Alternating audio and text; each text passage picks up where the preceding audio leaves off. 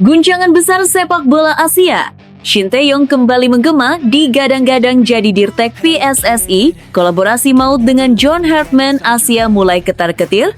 Benarkah? Dengan keluarnya Jordi Cruyff ke Ajax Amsterdam, terdengar info A1 bahwa STY akan kembali ke timnas Indonesia dengan posisi Dirtek PSSI. Simak kabar lengkap dan penuturan lengkap Shin Tae-yong terkait kabar bahagia ini. Kabar bahagia mengguncang sepak bola nasional. Ratu Tisha ungkap harapan besar Shin Tae-yong diajukan jadi Dirtek PSSI. Garuda bersiap terbang lebih tinggi. Ratu Tisha menegaskan bahwa pengalaman langsung Shin Tae-yong bersama timnas Indonesia menjadi nilai tambah yang sangat besar. STY memahami karakter pemain lokal, mengetahui potensi besar yang dimiliki pemain muda Indonesia, sekaligus sadar akan kelemahan-kelemahan yang masih harus diperbaiki.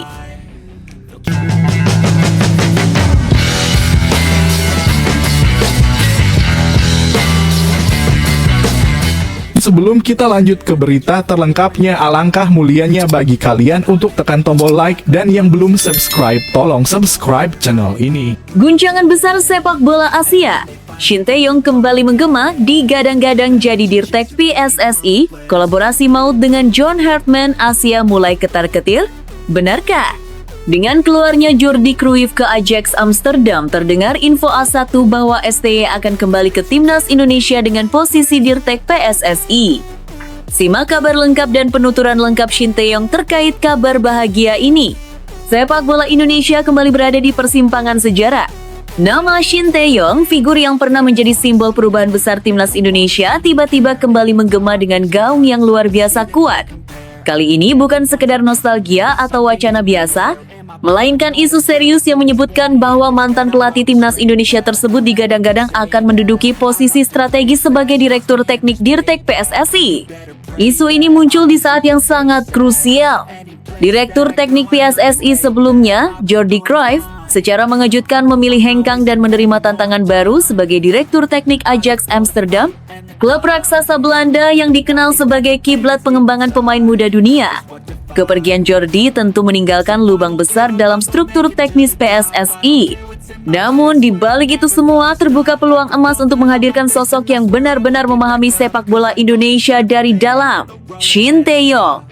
Bagi publik sepak bola nasional, nama Shin Tae-yong bukan sekadar pelatih asing. Ia adalah arsitek revolusi. Di bawah kepemimpinannya, timnas Indonesia mengalami perubahan fundamental. Bukan hanya soal menang atau kalah, tetapi soal mentalitas, disiplin, pola pikir, dan identitas bermain. Indonesia yang dulu kerap dipandang remeh, perlahan berubah menjadi tim yang berani melawan siapapun, termasuk raksasa Asia. Shin Tae-yong dikenal sebagai sosok keras, disiplin, dan sangat detail. Banyak pemain yang awalnya merasa tersiksa dengan metodenya, namun hasilnya nyata.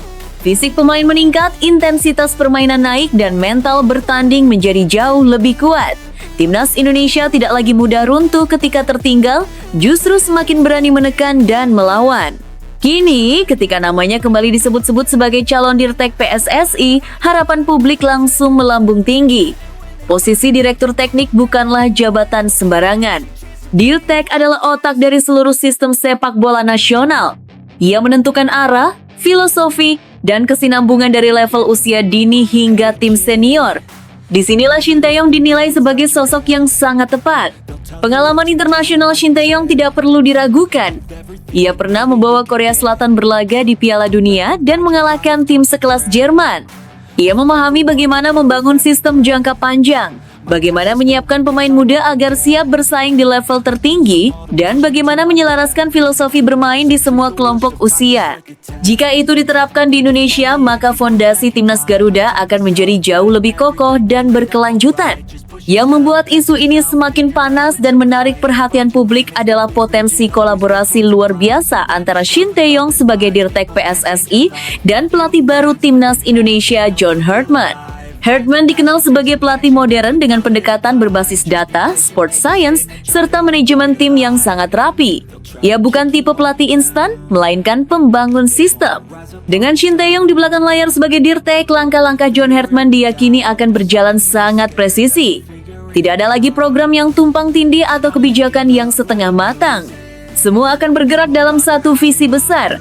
Shin Tae-yong akan memastikan arah kebijakan teknis, sementara Hartman mengeksekusinya di lapangan dengan detail dan ketelitian tinggi. Keunggulan terbesar Shin Tae-yong adalah pemahamannya terhadap karakter pemain Indonesia. Ia tahu betul bahwa pemain Indonesia memiliki teknik, kecepatan, dan semangat juang yang tinggi. Namun ia juga sadar akan kelemahan yang harus diperbaiki, seperti konsistensi, disiplin taktik, dan manajemen emosi di laga-laga besar.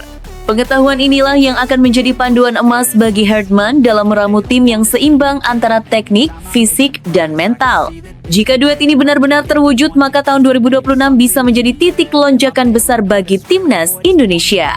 Progres yang biasanya membutuhkan waktu bertahun-tahun, berpotensi dipercepat secara signifikan. Regenerasi pemain akan berjalan lebih mulus, kedalaman skuad semakin kuat, dan standar permainan meningkat di semua level, mulai dari U17, U20, U23 hingga tim senior. Dampaknya tentu tidak hanya dirasakan di dalam negeri. Negara-negara Asia Tenggara seperti Malaysia, Vietnam, dan Thailand dipastikan mulai merasa tertekan. Selama ini, persaingan regional berlangsung ketat, namun kehadiran sistem yang matang dan terarah bisa membuat Indonesia melesat meninggalkan para rivalnya. Lebih jauh lagi, kekuatan baru timnas Indonesia berpotensi membuat negara-negara besar Asia seperti Jepang, Bahrain, Korea Selatan, hingga Arab Saudi mulai menaruh kewaspadaan serius. Indonesia tidak lagi dipandang sebagai tim penggembira atau underdog semata, melainkan kekuatan baru yang siap mengganggu peta kekuasaan sepak bola Asia. Kini, semua mata tertuju pada PSSI. Apakah federasi berani mengambil langkah besar dan bersejarah ini? Jika Shin Tae-yong benar-benar kembali kali ini sebagai direktur teknik, maka satu hal hampir pasti, sepak bola Indonesia sedang memasuki era baru. Era di mana timnas Garuda tidak lagi sekadar bermimpi, tetapi benar-benar bersiap terbang tinggi. Dan jika semua potensi ini terwujud, bukan tidak mungkin Asia akan benar-benar dibuat ketar-ketir oleh kebangkitan sepak bola Indonesia.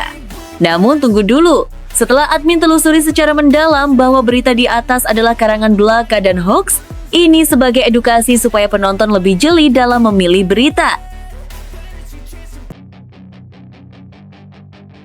Kabar bahagia mengguncang sepak bola nasional. Ratu Tisha ungkap harapan besar Shin Tae-yong diajukan jadi Dirtek PSSI. Garuda bersiap terbang lebih tinggi. Ratu Tisha menegaskan bahwa pengalaman langsung Shin Tae-yong bersama timnas Indonesia menjadi nilai tambah yang sangat besar. STY memahami karakter pemain lokal, mengetahui potensi besar yang dimiliki pemain muda Indonesia, sekaligus sadar akan kelemahan-kelemahan yang masih harus diperbaiki. Sepak bola Indonesia kembali diselimuti kabar yang membuat optimisme publik membuncah. Ratu Tisha Destria, salah satu figur penting dalam manajemen sepak bola nasional, memberikan kabar terbaru yang dinilai sangat membahagiakan bagi masyarakat Indonesia, khususnya para penggemar setia timnas Indonesia. Di tengah kekosongan posisi strategis Direktur Teknik Dirtek PSSI setelah ditinggal Jordi Cruyff, Ratu Tisha secara terbuka menyampaikan upayanya untuk mengajukan nama mantan pelatih timnas Indonesia, Shin Tae-yong, sebagai kandidat utama. Seperti diketahui, Jordi Cruyff resmi meninggalkan PSSI setelah memilih melanjutkan kariernya sebagai Direktur Teknik Ajax Amsterdam, klub raksasa Belanda yang dikenal sebagai salah satu pusat pengembangan sepak bola terbaik di dunia. Kepergian Jordi tentu meninggalkan kekosongan besar, bukan hanya secara struktur organisasi, tetapi juga dalam arah teknis dan visi jangka panjang sepak bola Indonesia. Posisi Dirtek bukan jabatan biasa, melainkan peran kunci yang menentukan masa depan timnas Indonesia dari generasi ke generasi. Dalam situasi krusial tersebut, Ratu Tisha menilai Shin Tae-yong sebagai sosok paling ideal untuk mengisi posisi tersebut. Menurutnya, STY adalah calon terbaik yang tersedia saat ini karena memiliki pemahaman menyeluruh terhadap sepak bola Indonesia. Bukan hanya mengenal timnas di level senior, tetapi juga memahami kondisi pembinaan dari akar rumput hingga ke level tertinggi. Selama menangani timnas Indonesia, Shin Tae-yong dikenal sebagai figur yang membawa perubahan besar dan fundamental. Ia bukan sekadar pelatih yang mengejar hasil instan, tetapi juga membangun fondasi kuat berupa disiplin, mentalitas juang, dan budaya profesional. Di bawah kepemimpinannya, pemain timnas Indonesia mengalami peningkatan signifikan dalam hal fisik, taktikal, dan mental bertanding. Indonesia yang sebelumnya sering dipandang sebelah mata, perlahan berubah menjadi tim yang berani menghadapi siapapun di level Asia. Ratu Tisha menegaskan bahwa pengalaman langsung Shin Tae-yong bersama timnas Indonesia menjadi nilai tambah yang sangat besar. STY memahami karakter pemain lokal, mengetahui potensi besar yang dimiliki pemain muda Indonesia, sekaligus sadar akan kelemahan-kelemahan yang masih harus diperbaiki. Dengan pemahaman tersebut, ia dinilai tidak perlu waktu lama untuk beradaptasi jika dipercaya sebagai Dirtek PSSI. Sebagai Direktur Teknik, peran Shin Tae-yong akan jauh lebih luas dibanding saat menjadi pelatih. Ia akan bertanggung jawab dalam menyusun peta jalan sepak bola nasional, mulai dari kurikulum pembinaan usia dini, standarisasi metode latihan, peningkatan kualitas pelatih lokal, hingga penyelarasan filosofi bermain timnas Indonesia di semua level usia. Inilah alasan mengapa Ratu Tisha memandang STY sebagai sosok yang tepat untuk memastikan kesinambungan dan keberlanjutan prestasi timnas Indonesia. Dalam pernyataannya, Ratu Tisha juga menyampaikan pesan yang sangat menyentuh. Ia secara terbuka memohon dukungan dan doa dari seluruh masyarakat Indonesia, khususnya para penggemar timnas Indonesia. Menurutnya, membangun sepak bola nasional bukan pekerjaan satu orang atau satu kelompok, melainkan perjuangan bersama yang membutuhkan kepercayaan, kesabaran, dan dukungan penuh dari publik. Mohon dukungan dan doanya dari seluruh masyarakat Indonesia, terutama para pecinta timnas Indonesia. Kurang lebih demikian pesan yang disampaikan Ratu Tisha. Pernyataan ini mencerminkan kesungguhan sekaligus harapan besar agar langkah yang sedang diupayakan ini mendapat restu dan dukungan luas. Jika Shin Tae-yong benar-benar ditunjuk sebagai Dirtek PSSI, maka ini bisa menjadi titik balik penting bagi sepak bola Indonesia. Sosok yang pernah berada di pinggir lapangan, kini berperan sebagai perancang besar sistem sepak bola nasional. Dengan pengalaman internasional yang dimilikinya, STY diharapkan mampu membawa standar global ke dalam sistem pembinaan Indonesia, sekaligus menyesuaikannya dengan karakter dan budaya lokal. Harapan besar pun kembali tumbuh di hati publik.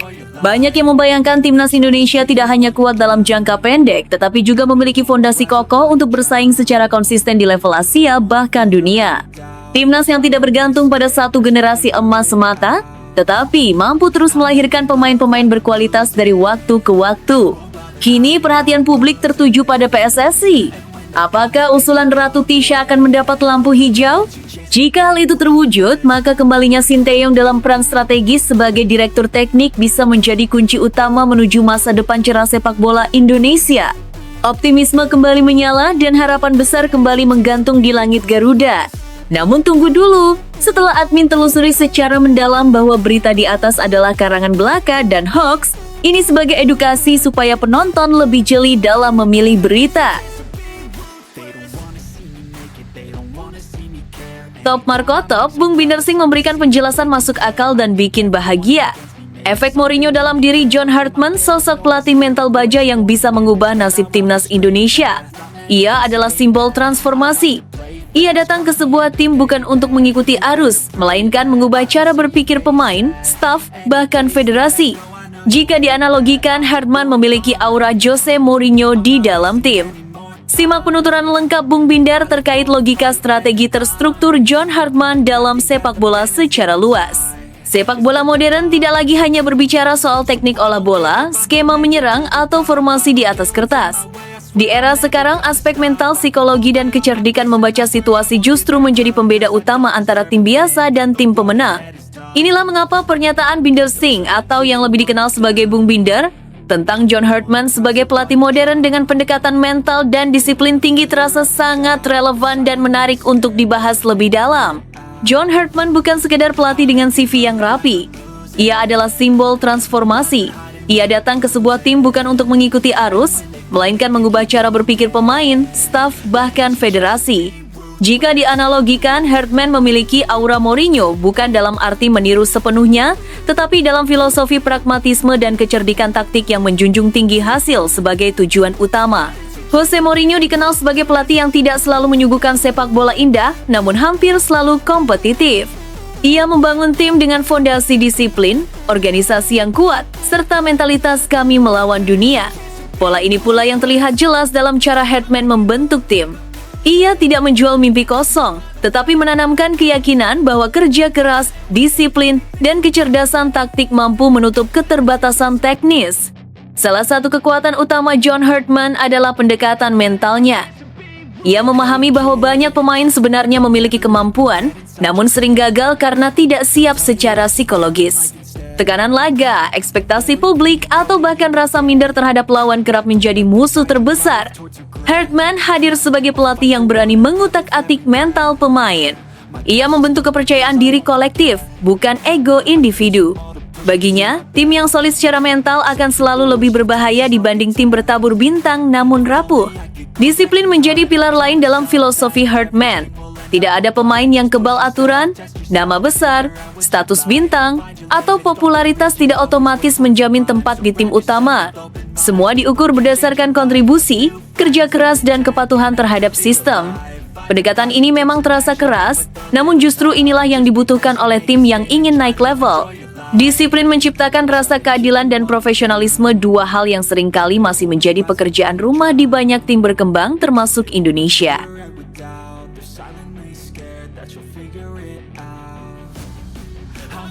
Api baru di Garuda bikin auto ketar-ketir ASEAN. John Hartman datang, menantang takdir, mengusung mental baja dan menjadikan Shin Tae-yong sebagai panutan. Timnas Indonesia adalah negara dengan potensi luar biasa yang sedang berada di persimpangan penting.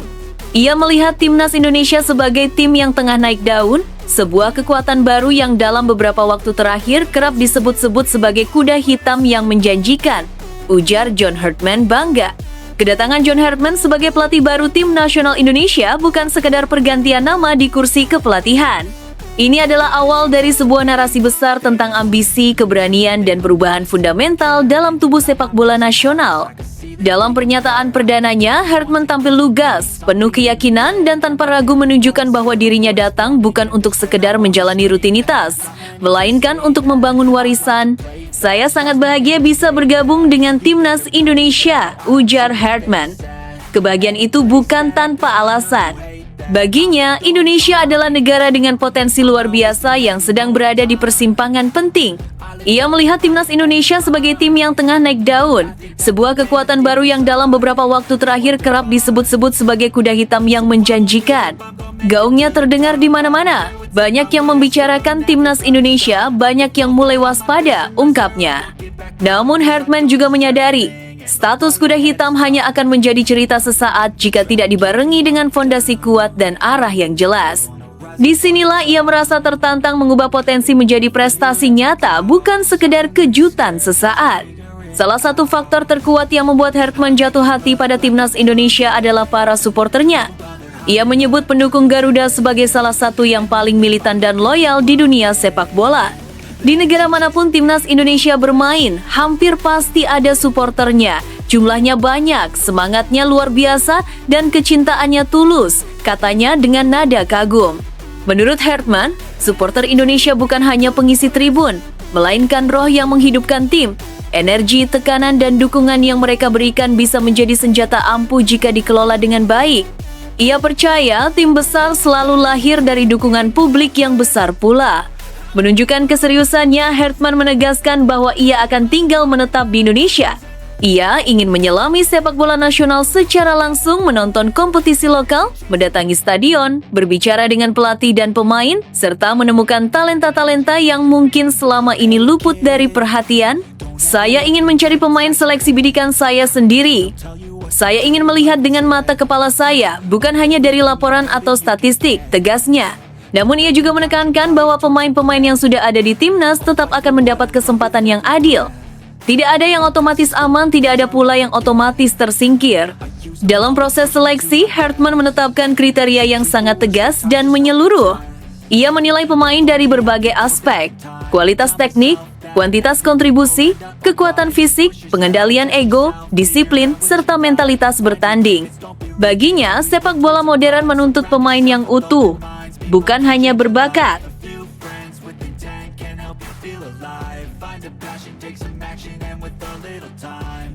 Manchester City disarankan rekrut pemain syarat pengalaman. N'Golo Kante jadi jawabannya. Manchester City tengah menghadapi masalah serius di lini tengah, khususnya posisi gelandang bertahan. Saat ini, The Citizens praktis hanya memiliki satu opsi murni di posisi tersebut. Jika ingin solusi cepat dan aman, satu nama dinilai paling masuk akal, N'Golo Kante. Rodri masih belum bisa diandalkan sepenuhnya.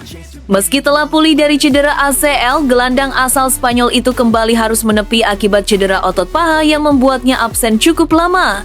Situasi kian pelik karena hanya Nico Gonzalez yang tersisa sebagai gelandang bertahan alami. Mateo Kovacic memang bisa diplot di posisi tersebut, tetapi ia juga sedang bergelut dengan cedera. Kondisi ini mendapat sorotan dari pundit sepak bola sekaligus mantan pemain Premier League era 1990-an, Dean Saunders. Ia menyarankan Manchester City untuk merekrut Kante. Menurutnya, meski sudah berusia 34 tahun, Kante masih sanggup bermain di level tertinggi. Kecepatannya dinilai belum hilang, dan pengalamannya bisa menjadi solusi jangka pendek yang ideal bagi City. Al-Ittihad dikabarkan terbuka untuk melepas Kante demi meremajakan skuad, terlebih kontraknya akan berakhir pada akhir musim 2025,26. Rekam jejak Kante pun tak perlu diragukan. Ia pernah menjuarai Premier League bersama Leicester City dan Chelsea, serta mengangkat trofi Liga Champions bersama The Blues. Menurut Anda, apakah Kante masih layak jadi solusi bagi Manchester City? Atau City seharusnya mencari opsi yang lebih mudah? Sampaikan pendapat Anda di kolom komentar.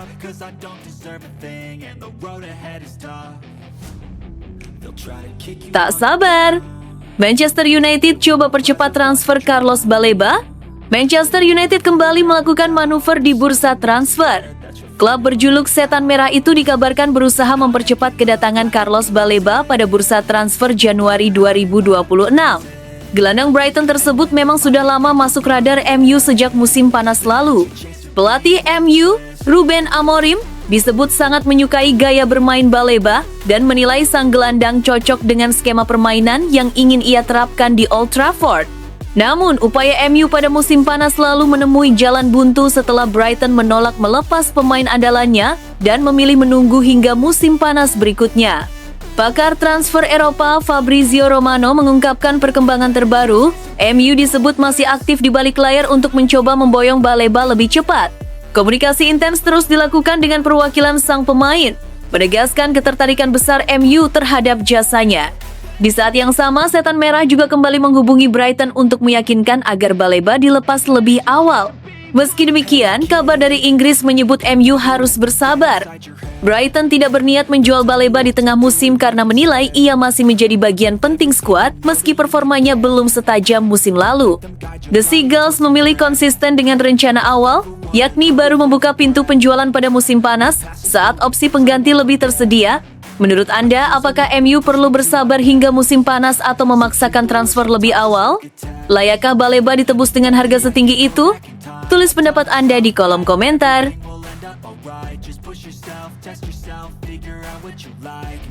Acak aduk Chelsea, Cucurella lemas didorong, Sanchez terpeleset hingga kalah 1-2 dari Aston Villa. Chelsea kembali menelan hasil pahit di ajang Boxing Day Premier League. Bermain di Stamford Bridge Minggu 28,12,25, The Blues harus mengakui keunggulan Aston Villa dengan skor 1-2. Chelsea sebenarnya sempat unggul lebih dulu lewat gol Joao Pedro di babak pertama, namun segalanya berubah selepas jeda. Oli Watkins tampil gemilang dengan mencetak 2 gol yang memastikan kemenangan Aston Villa sekaligus membungkam publik tuan rumah. Pertandingan berjalan sengit dengan tensi tinggi sejak awal laga. Insiden terjadi pada menit ke-15 ketika Marc Cucurella menghampiri Morgan Rogers yang sedang berduel dengan Benoit Badiashile. Rogers yang tampak tak senang kemudian mendorong Cucurella hingga terjatuh. Bek Chelsea itu terlihat tergeletak sambil memegangi wajahnya, namun wasit memilih tak mengeluarkan kartu kuning untuk Rogers. Drama belum berhenti di situ. Menjelang laga berakhir, kiper Chelsea Robert Sanchez mengalami momen konyol. Ia terpeleset saat hendak menendang bola di tepi kotak penalti.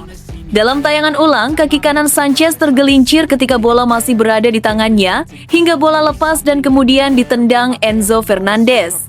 Menurut Anda, apakah Chelsea sedang benar-benar sial atau masalah mereka lebih dari sekedar insiden? Bagikan pendapat Anda di kolom komentar. Mikel Arteta kritik Arsenal usai pelit gol saat hadapi Brighton. Pelatih Arsenal Mikel Arteta melontarkan kritik meski timnya meraih kemenangan tipis 2-1 atas Brighton. Laga yang digelar di Stadion Emirates Sabtu 27,12,2025 malam WIB itu sebenarnya berjalan dominan bagi The Gunners. Arsenal unggul 2 gol lebih dulu melalui Martin Odegaard pada menit ke-14 dan gol bunuh diri Jorginho Rutter di menit ke-52. Namun Brighton mampu memperkecil ketertinggalan lewat gol Diego Gomez pada menit ke-64, membuat laga berakhir dengan skor ketat. Meski demikian, hasil ini sudah cukup membawa Arsenal kembali merebut puncak klasemen sementara Liga Inggris 2025,26. Dalam pernyataannya usai pertandingan, Arteta menilai timnya seharusnya bisa menang dengan margin yang lebih besar. Ia memuji performa individu dan kolektivitas pemain yang dinilai sangat dominan serta mampu menciptakan banyak peluang. Namun, efektivitas penyelesaian akhir masih menjadi sorotan, karena hanya 1 gol tercipta dari situasi normal permainan.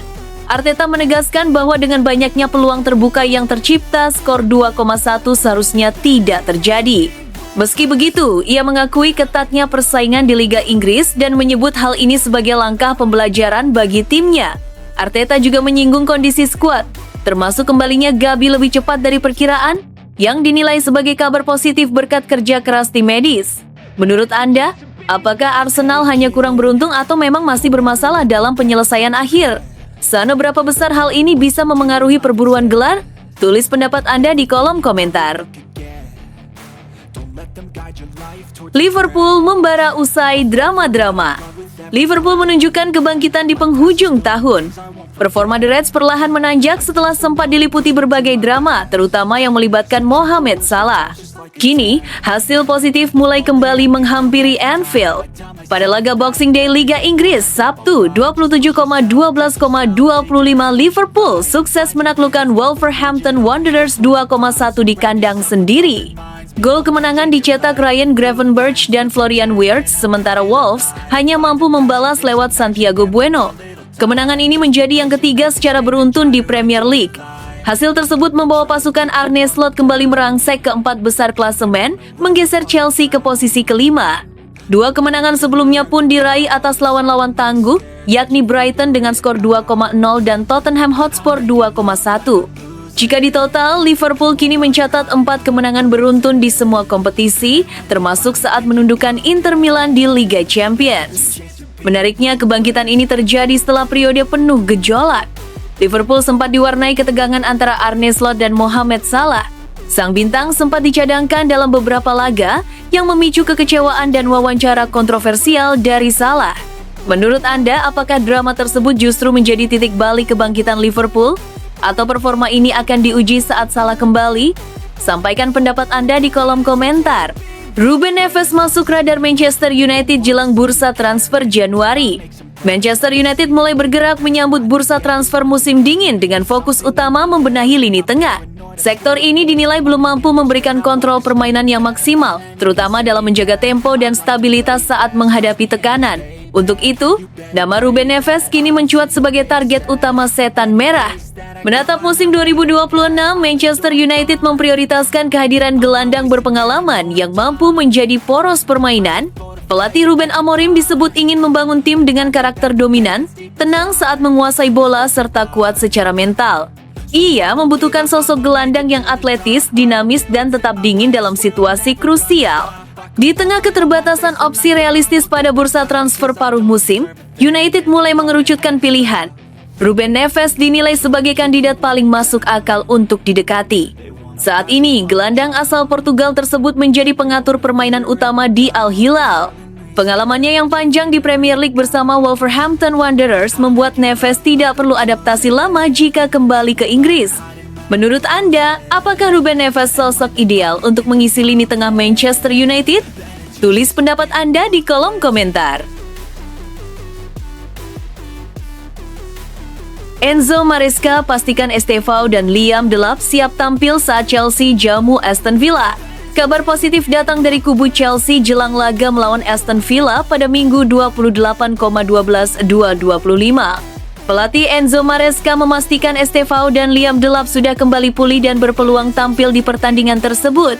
Keduanya sebelumnya harus menepi akibat cedera, namun kini siap menambah opsi bagi The Blues.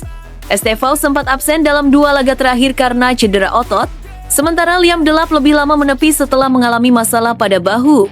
Estevao dan Liam Delap keduanya sudah kembali, ujar Maresca dikutip dari laman resmi Chelsea Kamis 25,12,25. Ia juga menegaskan, Delap sudah siap bermain meski sebelumnya belum ada kepastian soal masa pemulihannya. Musim ini menjadi periode yang cukup menjanjikan bagi Estevao. Pemain berusia 18 tahun itu telah mencatatkan 21 penampilan di semua kompetisi dengan kontribusi 5 gol dan 1 assist. Ia bergabung dari Palmeiras setelah kesepakatan transfer yang dicapai pada 2024. Sementara itu, Delap direkrut dari Ipswich Town pada Juni lalu usai Chelsea menebus klausul rilis senilai 30 juta pound. Dari 11 penampilan, Delap telah mencetak 1 gol, meski baru 6 kali tampil sebagai starter. Menurut Anda, seberapa besar pengaruh kembalinya para pemain ini terhadap performa Chelsea? Tulis pendapat Anda di kolom komentar.